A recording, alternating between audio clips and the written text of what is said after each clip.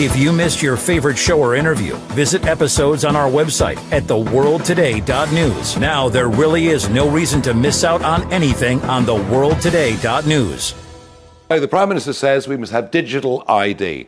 That's the way we'll stop illegal immigration. Well, think about it. Germany has ID cards, strict ID and checks. It's made no difference at all in Germany, and nor will it here. All that digital ID will be is a means of controlling the population, of telling us what we can and can't do, of fining the innocent. And didn't we see it all when we had the pandemic, when you had to have vaccine ID to travel, to do various things? Did that stop the COVID pandemic spreading? Did it hell? All it did was put cost and inconvenience on everybody else. I also worry about massive data banks being held by the government, being hacked by foreign governments, by private companies, by criminals. I do not see a single benefit to the government having digital ID other than them controlling what we do, what we spend, and where we go. And we, in Reform, are wholly opposed to it in every single way.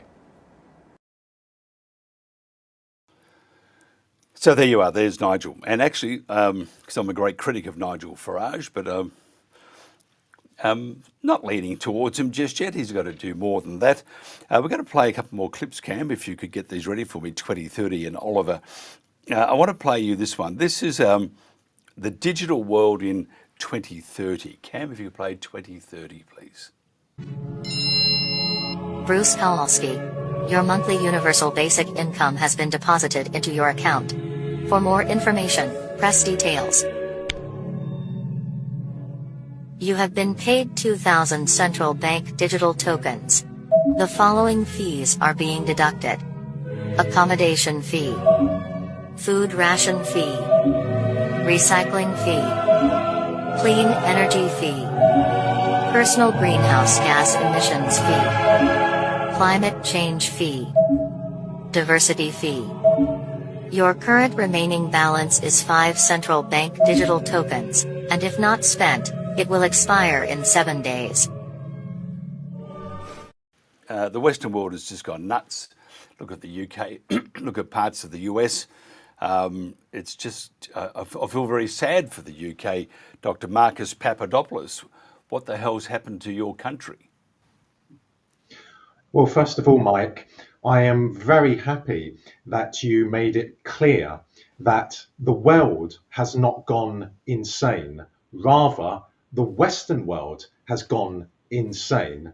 I would also add to that the Western world is ruled by very, very dark entities, by which I do not mean the likes of Starmer. Starmer is a puppet. Starmer is a useful idiot. Yes, he is absolutely repulsive in every sense of the word, but as I said, he is a puppet. In order to understand what is happening in Britain and the rest of the Western world, including, of course, Australia, one must first of all understand the actual structure of power in the Western world. Then, when one has determined the actual structure of power in the Western world, one must then understand the nature of the dark, malignant forces which rule the Western world. Yeah, I agree. If you look at Anthony Albanese, the Prime Minister of Australia's speech at the UN yesterday, he got a photo op with Donald Trump. That was it. But the he has his brand new toy called the E-Safety Act, or whatever it's called, which means that basically you need a biometric scan and stuff like that to log on to socials, just to prove that you're either over 16, or if you're under 16 you can't do it, because YouTube, for example, is a terrible, terrible, evil thing. Surely they'd let people watch YouTube because it's probably a great government vehicle for pushing propaganda. But I noted what Ursula von der Leyen said. She said, I'm just going to put her accent on. She said, "We will be watching and noting And she was very excited, Marcus, that there is a way out there, maybe, that they can surveil, control, and dictate what people say, just like that. How scary is this for not just the Western world, but the entire world? Well, my response to von der Leyen and her ilk is this. Yes, you are watching and surveying us, but we are also watching and surveying you. We amount to hundreds of millions of people. You and your kind amount to a tiny, tiny fraction. Not even 1% do the Western ruling elites and their useful idiots amount to. Yes, Mike, the situation in Britain and the rest of the Western world is extremely grave. And of course, recently, the puppet Starmer announced that he would ensure that digital ID is made mandatory in the United Kingdom. And then, of course, the useful idiot Albanese in Australia made the same statement. Well, if the likes of Starmer are truly committed to protecting the British people, then why doesn't he take action to end illegal immigration? Countering illegal immigration is the responsibility of the military and the police. Thus, there is no need for digital ID. But of course, we all know that the likes of the British ruling elite require a pretext. They require a lie in order to introduce and justify digital ID. And digital ID is a crucial element in the agenda of the British ruling elite to enslave the British population. Digital ID is about surveillance, it is about control, and it is about destroying what remains of civil liberties and freedoms in Britain. So, whilst the situation is extremely grave, I am very encouraged by the reality that almost on a weekly basis, more and more British people are waking up and are saying no and are defying. If we compare the situation today in Britain to the situation at the beginning of the year, yes, on the one hand, the situation is even worse today. But then that is inevitable. That is why the British ruling elite chose Starmer. Starmer has no soul. His eyes are dead. There is nothing that he will not do to satisfy his masters. So we knew that the responsibility of Starmer is to introduce the most heinous aspects of the British ruling elite's agenda. All that said, on the other hand, so many British people are alive to the malignant cancer that is the British ruling elite. And I would also say the same about Australians. So many Australians are awake now, and this is to be commended. And we must keep on encouraging people to learn about the reality of Britain and of Australia and to say no and to defy. Can I ask you also, but we are going to talk about Russia and Ukraine in a tick. We see that TikTok is basically being sold now, and the reason why they moved it away from the Chinese, according to the State Department and Donald Trump, is because China was siphoning all this information, and the information on all the users, unless China was going to work out some strange robot to go and kill each person. It was just more for commercial advantage and having that data, because it's not going to do them much good unless they're going to do something to and attack someone, which they're not. So what they've done is to stop that threat from China, they've given it to the guy who's in charge of the whole lot. His company, Oracle, is Larry Ellison. Now, Larry Ellison is the biggest donor to the IDF. Now, assuming that he has strong ties to Israel, instead of using that information for a commercial advantage, it can also be used for other more nefarious activities. And if they wanted to find out and have a dossier on each particular person or people of interest, TikTok would be a great way of achieving that particular goal, wouldn't it? It's abundantly clear that Israel, which has exposed itself to the rest of the world as being one of the most criminal, one of the most violent, and one of the most murderous of all countries in the world, is now attempting to silence any form of debate which exposes the horrific nature of the Israeli state. That is why TikTok has now been taken over. TikTok, whilst I am not a particular fan of TikTok, and I have many criticisms of the Chinese government, though I do not believe that the Chinese government is attempting to take over the world. No, that is the objective of the Western ruling elites or the globalists. Nonetheless, TikTok has played a very important role, along with X, in exposing the Israeli genocide against the Palestinians and also the unbelievable and extraordinary influence and power that the Israel lobby has in America. So that is why TikTok has been taken over. Now we need to see what will follow. Will there be an attempt to take over X? That is a distinct possibility.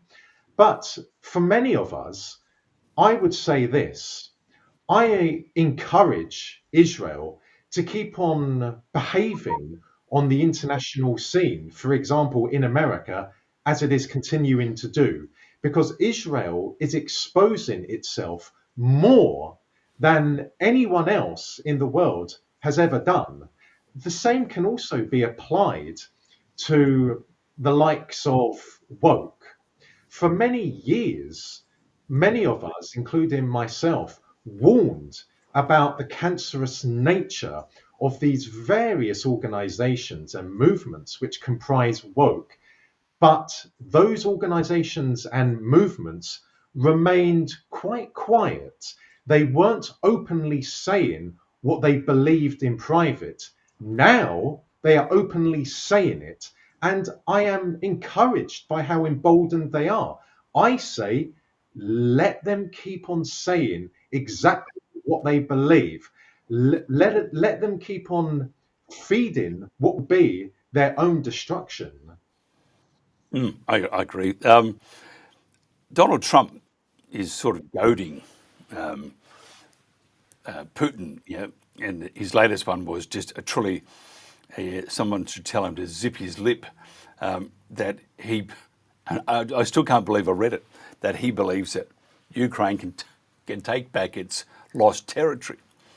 And as he was saying that, I did notice a few pigs fly by, because why would Trump be making such outlandish statements?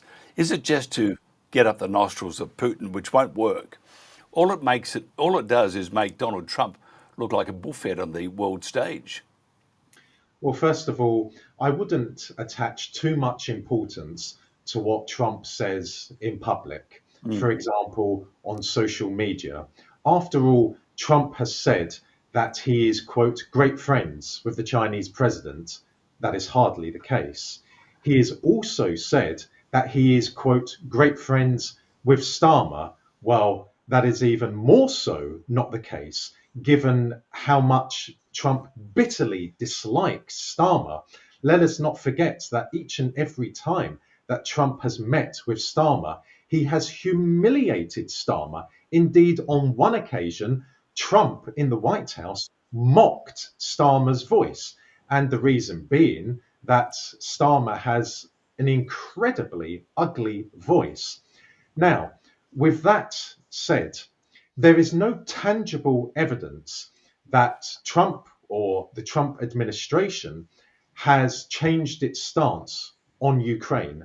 Western mainstream media, when it comes to Ukraine, is tasked by the Western ruling elites to keep the official narrative going, namely that Russia doesn't just threaten Ukraine, it threatens the whole of Europe, it threatens the whole of the Western world, it threatens Western democracy, and it threatens Western civilization. So it is only inevitable that the goons who work for Western mainstream media will jump at any opportunity to say that Trump has now turned on the Kremlin. Well, how many times has Western mainstream media claimed that Trump has turned on Russia?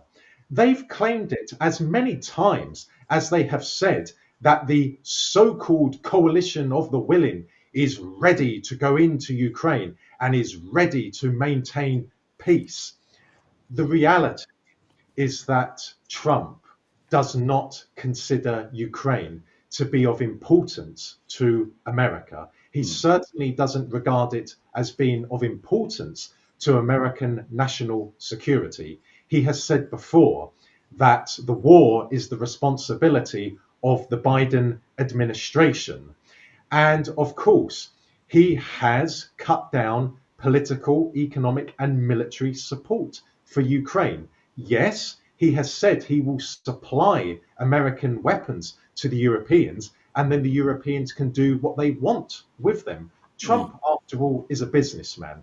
Trump will exploit the warmongering nature of the British and European ruling elites for financial gain. But other than that, there is no tangible evidence that Trump is going to resurrect the policy of the Biden administration in relation to Ukraine. Indeed, we have heard that the Trump administration has told the Baltic states and Poland that America will be redeploying American military resources from Eastern Europe to other parts of the world. Now, that could mean in the South China Sea. That's speculation on my behalf, but it is factual that the Trump administration has told the Baltic states and Poland that.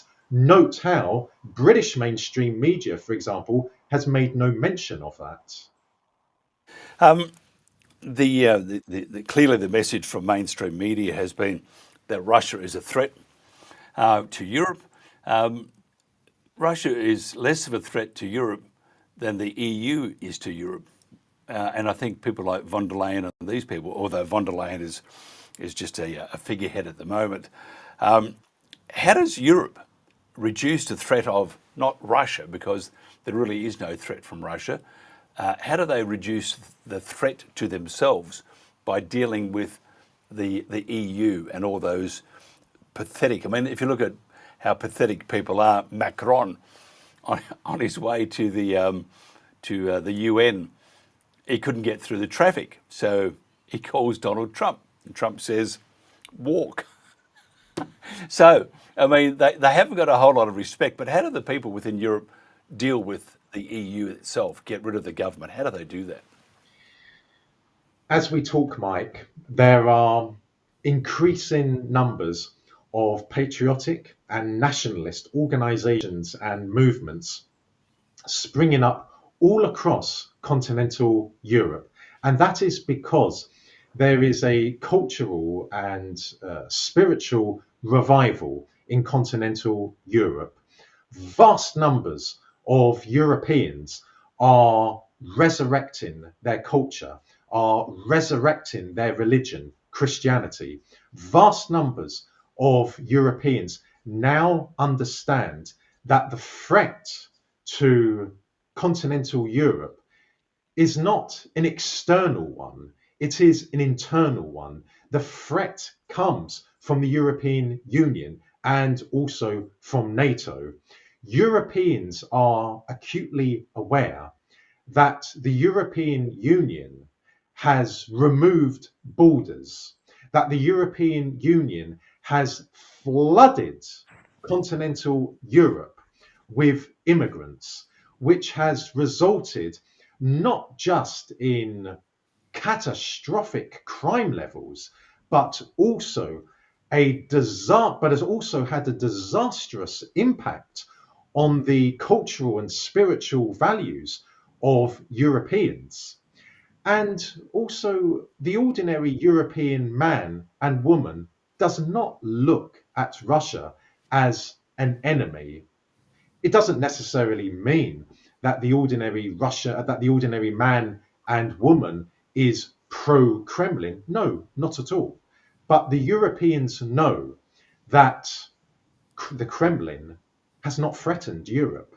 The Kremlin has not arrested people in France or Germany for expressing an opinion.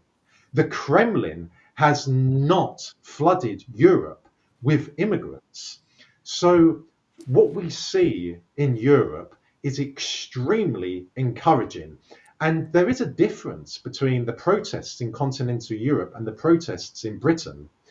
In continental Europe, people are protesting on weekdays, for example, on Mondays and Wednesdays. Why is that important? Because that is a way of having a major impact on the economies of the European Union, because the European ruling elites understand one thing: money.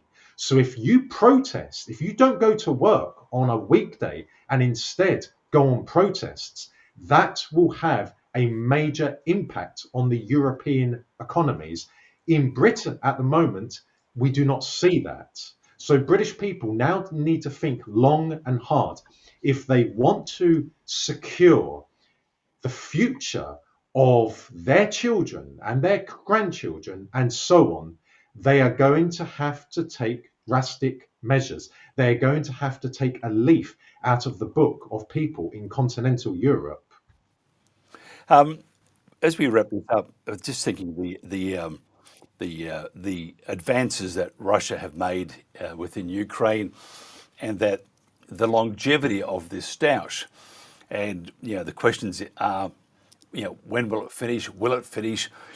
When I was there when Prigozhin was a little bit upset at Putin, or so the media said. I don't believe that, but he was heading towards Moscow, and I looked over at the Kremlin. There's a hole on the roof, but the locals there said that they were not worried, and they just said it will work itself out. It will work itself out. Don't worry about it. Have another drink. Could we apply that principle or that feeling to what's happening at the moment between Russia and Ukraine?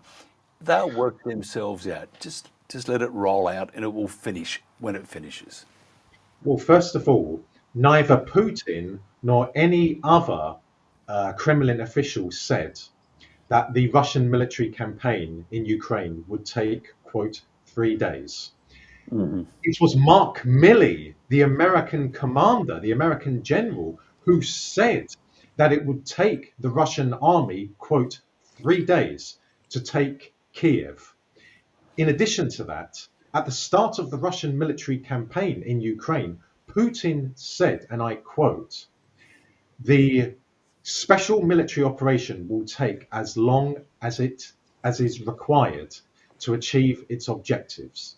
Now, turning to the situation on the battlefield in Ukraine, yes, as you rightly said, Mike, the Russian army is advancing along the entire front line. The Russian army is now capturing territories in the oblast, in the region of Dnipropetrovsk. That is something that, again, British mainstream media is barely talking about. Mm.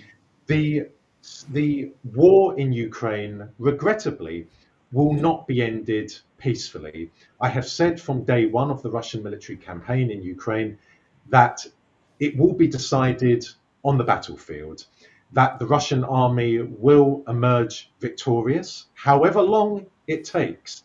The Russian government, the Russian population as a whole, are wholly committed to capturing Ukraine, to bringing it back into Russia, Such is the importance of the lands which comprise Ukraine to ordinary Russians, and such is the importance of ensuring that Ukraine is never admitted to NATO. So the Russian military and the Russian people are prepared for the war to go on for another 5 years, 10 years, 15 years. Indeed, the average Russian would be prepared for the Russian army to incur, let's say, 1 million losses in Ukraine, if that means victory. Again, people do not understand the mindset of the average Russian.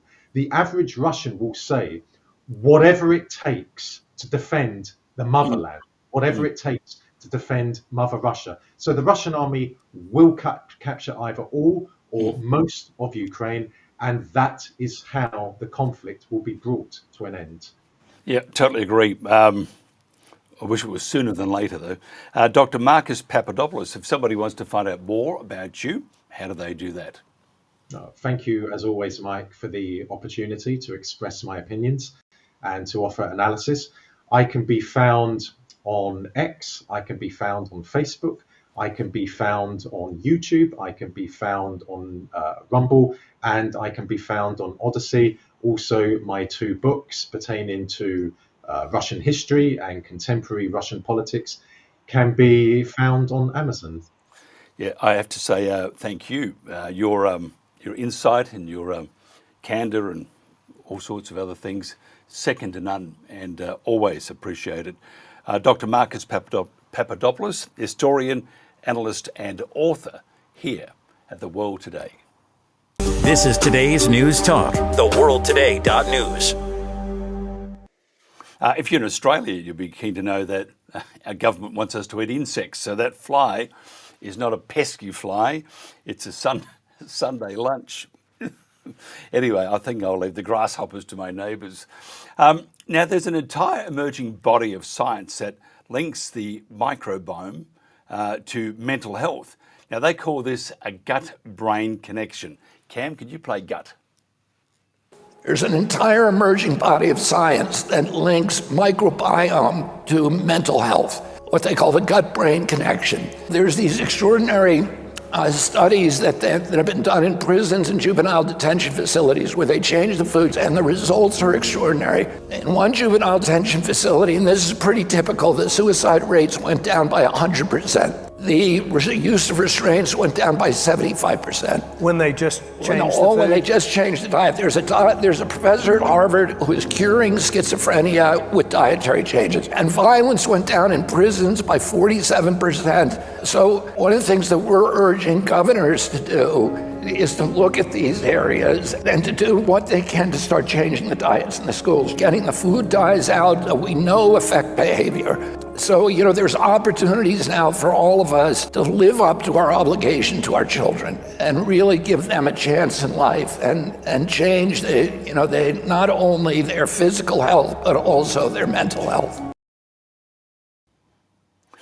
There you are. I think he's doing a pretty good job, I think. We'll find out someone else's opinion. Dr Arlyn Tombleson has over 35 years of clinical experience in the field of alternative and complementary health practitioner.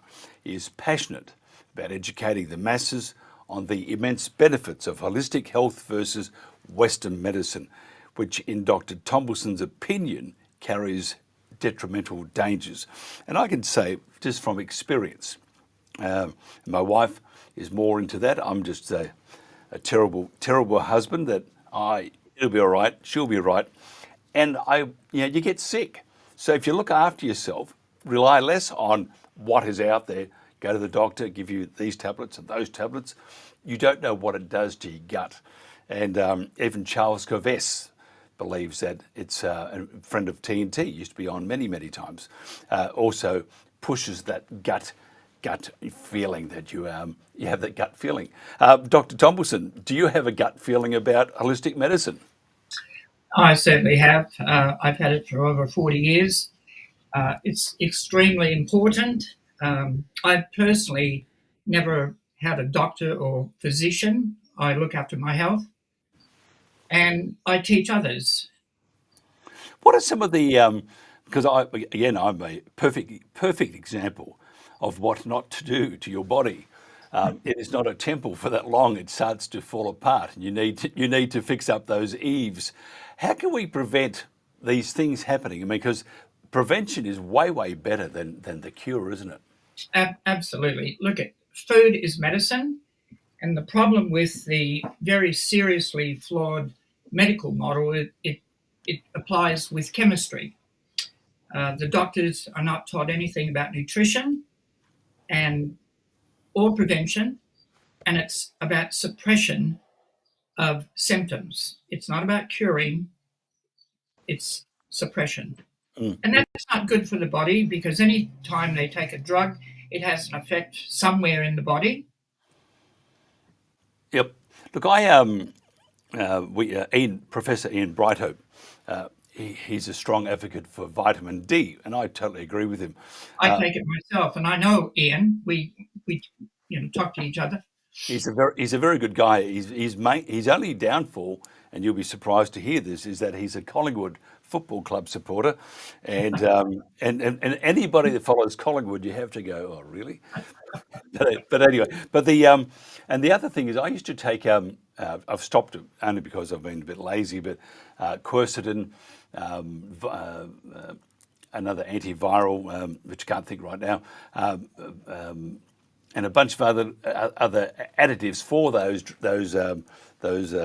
not drugs, but those what would you call them, cures or medicines? Anyway, so I would take these and I would feel much better than I do at the moment, and it's because I've stopped it. And as for vitamin D, always without fail, I used to have some vitamin D tabs in the morning, and I've stopped that too. And you can feel how your body starts to go, okay, get sensible. How do we become sensible with what we eat?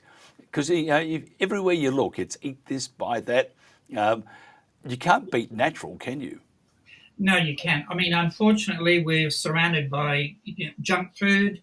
My grandparents and your grandparents hardly had any pesticides or colorings or additives compared to what we have in our era. And it's hard to get people off junk food and trans fats. People decide what they want to eat, and it's very, very difficult. So I take time with them. You have to just go slowly with them. You can't give them too many things to do, because otherwise they won't do it. The Donald Trump, he upset all the lovies and the medical fraternity, or the medical cabal, by saying he and Robert Kennedy Jr. said that there is no evidence to say that it is bad for you, and there's no evidence to say that it won't hurt you. So on that assumption, you need to be careful on Tylenol, especially if you're pregnant. And I understand that. I think that's common sense. It's a good advice. However, whether it's this virus called the Trump derangement syndrome that was floating around in the air for these people, but they were pregnant and they were popping these Tylenol tablets. How bad is that in your opinion, how bad, first of all, to start popping Tylenol tabs when you're pregnant? And secondly, what's your opinion on what Donald Trump said? And do you think what he's saying holds water? And do you think that they are going to discover, as they move along the line, that Tylenol, or the paracetamol, it should be probably banned? What's your thoughts? Well, I think there's a couple of things. As you know, he's got to create a lot of distractions. Mm-hmm. And his mega base is anti-vaccination, basically. So he's speaking out on behalf of them, but also there's a distraction away from the Epstein files and a number of other things that's happening. There's two things that I've taught my clients over the years is the SS principle, which I mentioned to Jenny earlier, is that some babies, children, adults are sensitive to whatever, and they're susceptible to whatever. Medicine uses this blanket cover, this generic covering, which one size fits all, and it doesn't. And that needs to be taken into consideration with the diversity of the male-female and the diversity of different people's character. Yeah, I totally agree. And I think government itself is letting us down. What's your views on what government, let's say the health system, and what the federal government itself is doing to make Australia healthy again? Are they doing enough, or is it still we'll believe the TGA, we'll believe that, which just borders on being totally incompetent and very ignorant? Yeah, the TGA doesn't have a good reputation. How many substances that they have let go and relieved, and they've had to have a recall on them? People need to understand, and they're obligated, and the responsibility is to look after yourself, not to go to someone that doesn't even know you and to start giving you a drug or several drugs that have an interreaction with each other. Mm-hmm. Now, what I teach people to do is the acid alkaline. We need to be about 7.1 neutral. From 0.5 to 10, we need to be neutral. And 85% of the population is acidic for a number of reasons. They're drinking poison water, the chlorine, the fluoride. They're having too much meat. They're stressed. If you're under stress, you're going to be in the acid zone. And if you're taking drugs, you'll never get out of the acid zone. So that means that we talk about when they take these things, their body needs to get back to the neutral stage so that they can absorb what they're taking. Otherwise, they will not be able to absorb what they're eating if they're eating well in the first place. What if you would just say if I popped in to see you, popped into Adelaide, it's only a short flight away from the Gold Coast. If I popped in there and said, "Look, I need to get healthy, besides exercise and probably getting a lot more sleep than I'm getting," how do you diagnose someone? How do you put them on a particular plan to make them better? Well, first of all, we give them a questionnaire, but we would be taking saliva and urine to see where you're at for a moment. Mm-hmm. And then from there, there's lots of really good practitioner lines out there. Basica is one that you take and you go get some pH strips, because we try to get people to look after themselves, not to be dependent on practitioners. And then we say that you have to have at least 1 or 2 fruits a day and a salad a day. And a lot of people find that very challenging. Yeah, I have my salad generally 4 or 5 days a week. We had a bit of a lashing of spaghetti left over, and I thought that it was going to be on the menu today, and I said I can't have any more spaghetti. But the salads, except some of the salads I've been getting, and you can tell me this, full of all these seeds and stuff, which is and cabbage. Are they? I mean, okay, the seeds I put in would be probably, I don't know what sort of seeds they are. I'm a bloke, but I eat it because it's there, and the wife made me eat it. Sesame seeds? I have no idea, but I can't beat my Caesar salad because I can put all the other stuff in it. You see, but these salads. But what does cabbage do for you besides make you pass wind? Yeah, it does with a lot of people. There's certain things that you can do so you don't do it. I don't have much cabbage myself because I don't like it that much, unless it's chopped very, very fine and cooked with some garlic. This raw stuff's pretty bad, I can tell you. And as for the wind, it's deadly. Do you remember the Pritikin diet? I can remember. I didn't get into it. I didn't do much with it when I stuck to my those days. I stuck to my burgers. Okay, well, Dr. Pritikin, when he died, they did an autopsy on him, and they found out that he looked like he was about 25 years old because just about everything he ate was raw. Now, I personally can't do it, and a lot of people can't do it, but there are people out there that are doing it. And raw, good foods have energy instead of having the dead foods. What foods should we avoid? I mean, and again, we're talking about processed meats, for example. There is nothing better than a pizza with a stack of salami on it or some other hot, spicy meat. Not so good for you, though, is it? Well, no, I don't eat salami. My son does. I do like a good pizza from time to time. Hmm. But what was your question? I said, what's what food should we avoid? Because sorry, Oh, it's a pizza thing. yeah. It's I Friday mean, night. We're having a pizza people, later. people are having far too much protein for a start, too much meat. We Really? only need about 90 grams a day, and most people are having 5, 6, 7, 10 times too much. And so that's very difficult on the bowel because it takes a long time. Our bowel is very, very long compared to, let's say, a lion's bowel, and that stays in there and ferments in the bowel and the small intestines. So that's get off the chlorine fluoride water, have good filters. I have recycled water because that is the number one dementia problem is fluoride. Number one. Wow.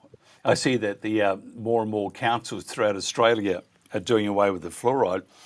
I had an argument with my brother over fluoride. And he said, look, yeah, we've been cleaning our teeth for years. I said, yes, you've been cleaning your teeth and spitting it out, but you're not supposed to drink it.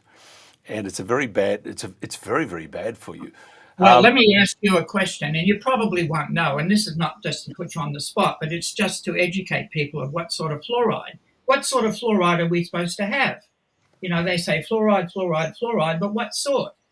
What we're supposed to have is calcium fluoride, not the rat poison sodium fluoride that they put in toothpaste, S1 poison. Excellent. But I can't even take my teeth out at this stage of my life to give them a wash. But so I have to. So what I'm doing is I'm actually cleaning my teeth with rat poison. Yeah, Would that be about right? we need calcium fluoride. I mean, you look what sodium fluoride is. It's a rat poison. Good on you. We need calcium fluoride, not sodium fluoride. Yeah, good on you. And what about the processed meats? Because we often hear that they're very poisonous for you. And Yeah.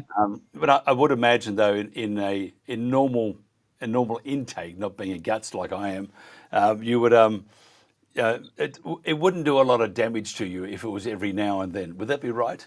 Yeah, everything in moderation. What are they putting in it now that starts with a B, that Bavaria?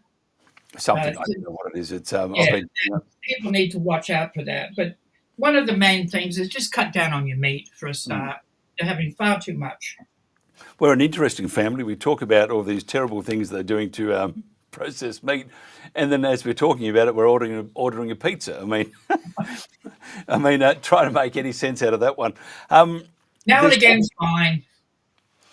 Good on you. I see you're my favourite doctor already. I was trying to think before what the stuff I would normally take. It's black seed oil, capsules, and quercetin with some zinc because that's the actual gun for those, and they're antivirals. And I've got to tell you, they, along with the vitamin D, it does make a big difference to your health. What about some of the fads out there at the moment because health food is and the pop-ups all over the place, they're doing very well. Is all health food good for you, or does it? Because one day a doctor said to me, I said, I'm taking that and that and that and that. They said, well, by taking all those together, you're actually creating another concoction. So what sort of, say, out there in health food land, what are some of the things that we should be a little bit careful of, or things that are overrated? Okay, let me. We've all heard for decades, we are what we eat, have we not? I'm a cabbage. I say no, we are what we absorb. Now, Right. some people can eat things that other people cannot. There's lots of gluten problems out there. Lots of wheat should be cut down. As we wind up, I just got to because we went through all these videos today from the week, and we played one of Brett Sutton, and that the lockdowns were not based on medical advice. No.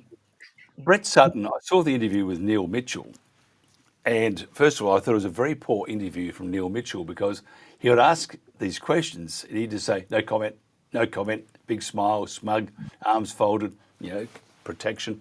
Typical. So yeah, how do we address, or how do we keep these people accountable? Because they created they're taking no responsibility. They're not admitting that what they did was basically bugger up the lives of many thousands, if not millions of people. How do we make these people accountable? Well, yeah, it is a tough one. I mean, there's some court cases that have been going that have been won. I think there's still some more going at the moment as well. But they've breached the Commonwealth of Australia Act, which is normally called the Australian Constitution, because they have mandated, which they should not have conscripted, and they have conscripted, regardless of denying that, the medical and pharmaceutical industry to make these decisions on our behalf, because the World Health Organization, which is a supranational national organization over Australia, instead of Australia having the sovereignty alone of making that decision, it was under WHO, and that's not a very good precedent. No, it's not at all. We're losing our sovereignty. Well, we are. We're surrendering it to outside entities. We know what they are. And who do you think will be the first leader of the universe? Do you think it'll be Bill Gates? I hope not. But he wants to be. But his main contender is Donald Trump, because he wants to be king of the universe. Well, he's a very everyone knows he's very egotistical, and I think that's why he says certain things to get controversy going. He does that well, doesn't he? He gets the world talking. But the lovely media, they get all upset and excited, and it's a bit of it deflects from what's really happening, and he achieves what he set out to achieve. It's been a pleasure chatting with you, by the way. If somebody wants to find out more about you, how do they do that, sir? Just through Jenny. I used to have a website, but Jenny can pass it on. Yep. Or just write to us here at the World Today, info at the World Today, or just go online and just send us a message. Much appreciated. Thank you very much for the invitation. It's a real pleasure. I mean, I am a very bad person because I don't eat right. Although my wife and Jenny are trying to make sure that I live a bit longer, because otherwise no one will be working these terrible hours. Great chatting with you. You're in South Australia. I feel sorry for you because your football team's lost. They have. Big grand final tomorrow. Do you have a pick for the grand final? Thank you. Thank All you. the best. No, one more thing. Do you have a pick for the grand final? No, I don't. Sorry, no, I don't. No, I don't sort of back any team. I love watching it. Mm-hmm. I was the team doctor for ice hockey for 5 years, both state, national, and international. And I love ice hockey and AFL. It's a great game, very fast, and it's changed compared to 10 years ago, isn't it? So fast now compared to what it was 10 years ago. Yeah. Now I think because you're not really sure who to follow, Brisbane, the Lions is who you need to follow. All right, Lions. All right, I'll send you the theme song. A pleasure chatting, Dr Arlyn Tombleson. Just brilliant. Some great advice there. It will enable for me alone. It will enable me to maybe reach, 50. What? I've passed that already. It'll enable me to reach. I'm not going to go there at all. It's getting very scary. Before I go, we had this often play a clip from Babylon Bee, because they're very, very clever. And with all the Tylenol, and the autism debate right now, they've come out with this gem of a commercial. Cam, if you could play that clip for me, please. Hi, lady. You're either pregnant or very fat. I am pregnant. How would you like your child to start a rocket company? That would be great. I guess. Then try new Tylenol, Autism Strength, the only pain reliever guaranteed to put your child on the spectrum. This fast-acting Tylenol quickly goes through your bloodstream and somehow, through some unknown process no one can quite explain, gives your child autism. Are there any side effects? Well, There's the autism. Oh, Tylenol Autism Strength. It may or may not give your kid autism. There's like a correlation or something. I love it. I love it. That's it. I thought I'd play that. I meant to play it yesterday, but I forgot to load it up. So it wasn't there. And I had it today, and I wasn't sure whether I should play it earlier because it's a bit insensitive, but it's very, very funny. You're either pregnant or you're fat. Dear. It's a grand final weekend. I'm going to go for the Brisbane Lions, which are on tomorrow. If you're in the UK, you'll be up at about 4 a.m. to watch it. Good luck. You should do it, or 3 a.m. It's going to be a great game. 100,000 people watching the Lions win. That's all I have to say until Monday. And if the Lions lose, I'm not mentioning a damn thing about the footy. Have a great weekend. Thank you so much for being part of The World Today.